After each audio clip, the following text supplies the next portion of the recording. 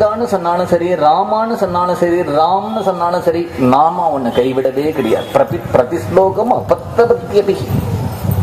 பகவான் என்ன பார்க்கிறான்னா, ஒரு மழல பேசக்கூடிய குழந்தை அம்மாவை இம்மான்னு கூப்பிட்டா கூட அந்த தாயார் சந்தோஷப்படுற மாதிரி என்ன என் குழந்தை நினைச்சானே, என்னுடைய பேரை சொன்னானேங்கிறது தான் பகவான் இங்க சந்தோஷப்படுறானே தவிர, நீ இலக்கண சுத்தமா கூப்பிட்டியா, ராகத்தோட கூப்பிட்டியா, குரலோட கூப்பிட்டியா அப்படின்னு அவன் பார்க்கறது இல்லை. அதனால நாம கீர்த்தனம் பண்ணக்கூடிய நாம் பகவானுக்கு ரொம்ப பிரியமானவர்கள். நாம் எவ்வளவுக்கு எவ்வளவு பகவானுக்கு பிரியமா இருக்கோமோ அவ்வளவுக்கு அவ்வளவு பகவானுக்கு வேற யார்கிட்டையும் பிரியம் கிடையாது. நாம கீர்த்தனம் என்னன்னா, ஒரு நாம கீர்த்தனத்தை பத்தி மகிமைகளை சொல்லும் பொழுது சொல்றார். இந்த நாம கீர்த்தனம் என்ன பண்ணும் அப்படின்னார், வாழ்க்கையில ஏற்படுற துக்கத்தெல்லாம் போக்கும். துக்கம் போயிட்டா போருமா, நம்ம கேட்டதெல்லாம் கொடுக்கும். கேட்டது கொடுத்தா போருமா, மோட்சத்தையும் கொடுத்துடும். அப்படின்னுட்டா ஒன்னே ஒண்ணு நம்முடைய வாழ்க்கையில ஏற்படுற கஷ்டங்களை போக்குறது. அடுத்தது என்ன பண்றதுல நமக்கு வேண்டிய சுகத்தை கொடுக்கறது. சுகத்தை கொடுக்கறதோடு மட்டும் இல்லாம நமக்கு திரும்பி பிறவியே வராத ஒரு முக்தி நிலையை கொடுக்கறதுன்னா, இதுல உனக்கு நம்பிக்கை வரலைன்னா அந்த அளவுக்கு உன்னுடைய பாவம் தடுக்கிறதுங்கிறது அர்த்தமே தவிர வேற என்ன சொல்ல முடியும்? இவ்வளவு எளிமையான ஒரு மார்க்கத்தை இது நான் புதுசா சொல்லல. நீங்க ஆழ்வார்களுடைய பாசனங்கள் எடுத்து பாருங்க, நாயன்மார்களுடைய பதிகங்கள் எடுத்து பாருங்க, அருணகிரிநாதரோட திருப்புகளை எடுத்து பாருங்க. துக்காராமோ, நாமதேவரோ, மீராவோ, துளசிதாசரோ, தியாகராஜரோ, பத்ராஜர ராமதாசரோ, ராமகிருஷ்ண பரமசரோ, சைத்தன்ய மகாபிரபு, உலகத்துல தோன்றின மகான்கள் எல்லாம் காண்பிச்ச ஒரே வழி இந்த நாம கீர்த்தனம்.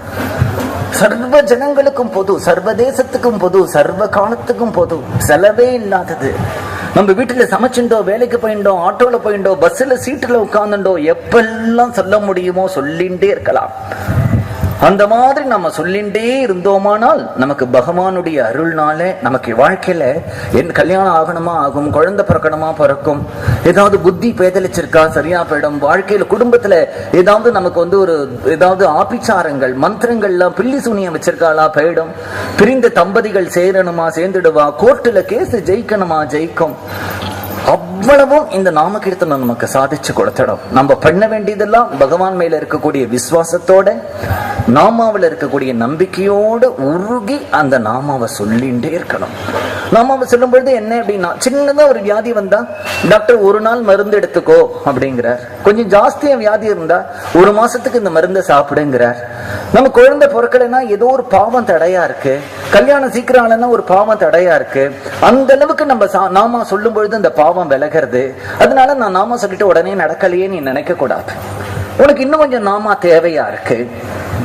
அதனால இப்ப நாமா சொன்னதோட பலன் கிடைச்சுடுத்து உனக்கு, ஆனா இன்னும் போறல அது.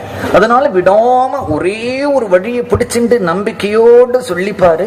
உனக்கு பகவானுடைய அருள்னால உனக்கு எல்லாமே சித்திக்கும். பரிபூர்ணமான ஒரு வழி, நிரந்தரமான வழி, சுலபமான ஒரு வழி, எளிமையான ஒரு வழி, செலவில்லாத ஒரு வழி, தப்பில்லாத ஒரு வழி, பயப்படாத ஒரு வழி, எல்லாரும் போகக்கூடிய ஒரு வழி.